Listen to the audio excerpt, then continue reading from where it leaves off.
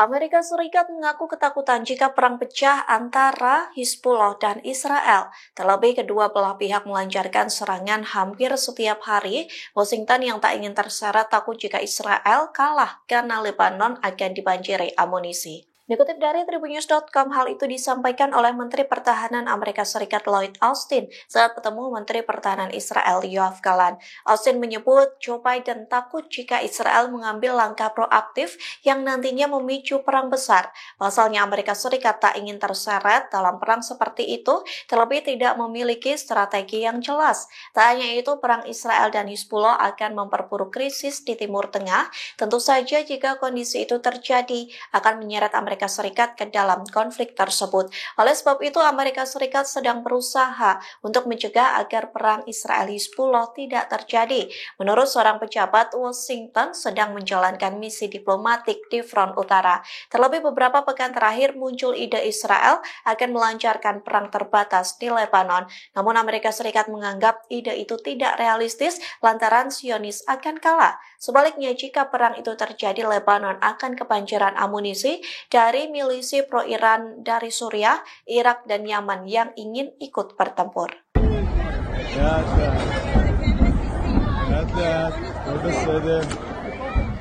Hizbullah melancarkan pembalasan tanpa henti ke Israel selesai Komandan Taleb Abdullah tewas diserang Zionis.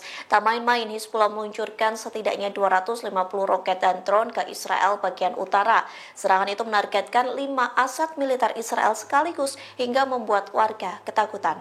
Dikutip dari Tribunnews.com, 250 roket dan rudal Hizbullah diluncurkan selama 1 hari penuh pada Rabu 12 Juni. Dilaporkan 5 aset militer Israel yang menjadi target adalah Barak Habushit, pangkalan komando, dan pengendali udara strategis Meron.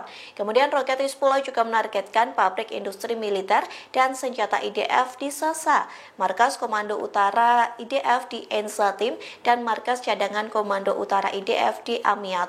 Serangan tersebut digelar dalam 3 gelombang, memaksa Israel menyembunyikan alarm serangan udara di berbagai wilayah. Namun IDF mengklaim sebagian besar proyektil berhasil dicegat oleh sistem pertahanan udara. Meski begitu, situasi Israel Utara sangat mencekam hingga membuat warga sipil yang sedang berkumpul ketakutan.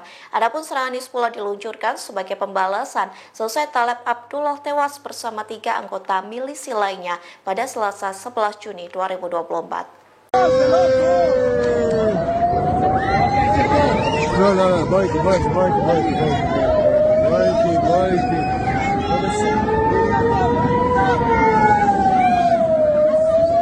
בטוחים, לא קרה כלום. לאט, הכל בסדר.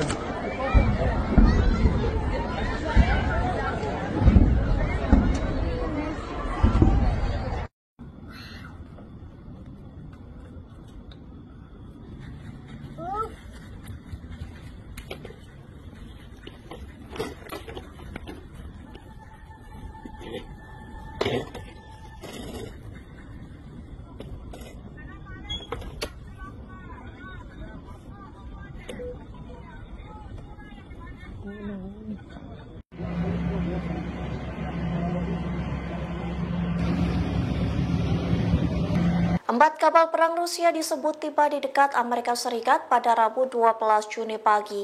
Adapun salah satu kapal itu bertenaga nuklir yang membuat perairan menegang. Dikutip dari The Times New York, 4 kapal itu tiba di Teluk Havana yang hanya berjarak 160 km dari wilayah Amerika Serikat. Sementara 1 kapal bertenaga nuklir Kazan dan fregat Laksamana Gorshkov dilaporkan keberadaan 4 kapal perang Rusia di dekat Amerika Serikat untuk menunjukkan kekuatan Moskow kepada Washington. Terlebih Amerika Serikat sangat mendukung Ukraina dan Israel di tengah konflik.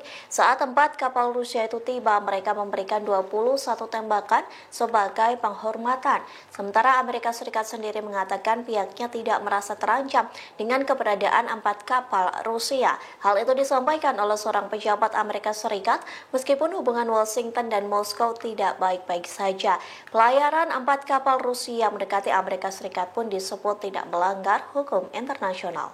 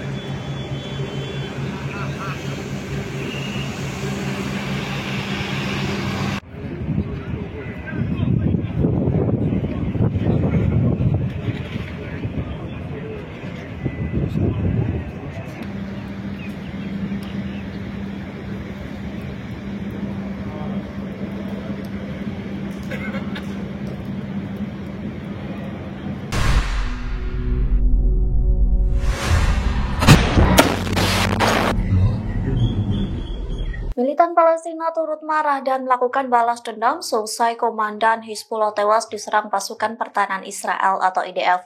3 militan Palestina turut melakukan penyergapan dan penyerangan terhadap tentara Israel di jalur Gaza. Tentara IDF yang terkepung pun ditembaki dan dilempari dengan granat. Dikutip dari Al-Mayadeh.net, pengeroyokan itu dilakukan pada Rabu 12 Juni. Dilaporkan Brigade Al-Qassam menembakkan granat berpeluncur roket atau RPG Al-Yasin di Al-Saboura. Adapun proyektil yang diproduksi secara lokal mampu membuat tentara IDF tewas hingga jasad berserakan. Tak hanya tentara IDF yang tewas, 2 tank Merkava pun turut terbakar hangus. Al-Qassam juga meluncurkan peluru artileri roket 114 mm di poros Netzarim. Kemudian Brigade Martir Al-Aqsa juga menyerang tentara Israel yang berada di situs militer Sufa. Pejuang menembaki tentara IDF hingga tewas menggunakan roket 107 mm. Sementara Brigade Al-Quds menembaki situs militer Nahal Oz di timur kota Gaza. Jihad Islam Palestina itu menargetkan peralatan komunikasi Israel.